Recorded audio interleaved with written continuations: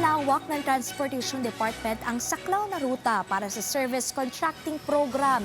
Kaya naman bukas, inaasahan na mas maraming pampublikong sasakyan ang lalahok sa programa. Yan ang sentro ng balita ni Elijah Canlas.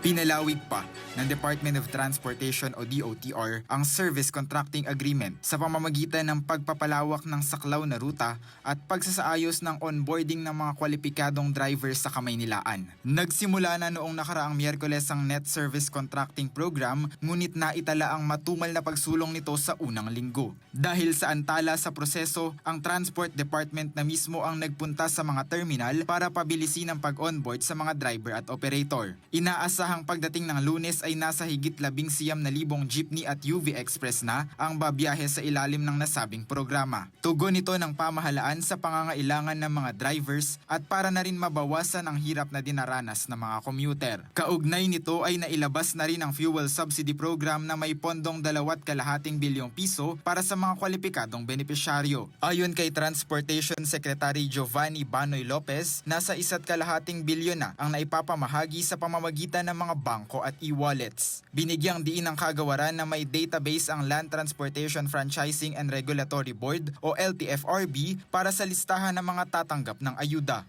Meron pong database ang ating LTFRB as to whether it is complete, that will cover the entire sector po, hindi po. And there are some reasons for that po. Under the LTFRB kasi, what they register are supposed to be the legitimate operators and drivers.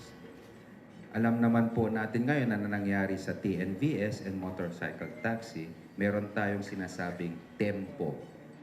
Sa kabila nito, tiniyak ng pamahalaan na walang maiiwan sa mga driver at operator. Utos ng Pangulo, walang maiiwan, no? Na driver, na tsuper.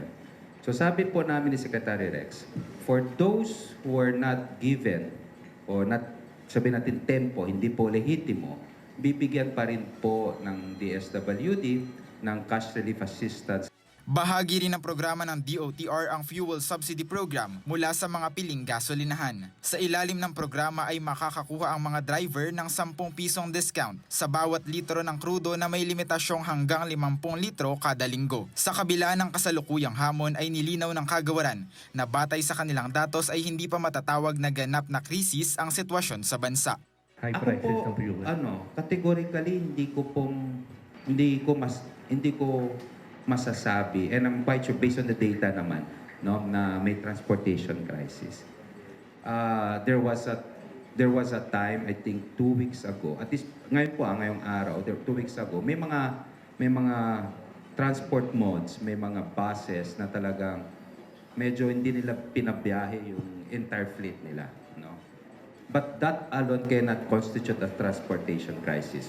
Patuloy rin na hinihimok ng gobyerno ang publiko na gamitin ang mga pampublikong sasakyan para sa diskwento sa pamasahe at bilang paraan ng pagtitipid sa konsumo ng enerhiya. Ipinaliwanag din ng DOTR na may ginagawa na silang paraan para sa pag-upgrade ng mga driver mula sa traditional tungo sa modernong sasakyan.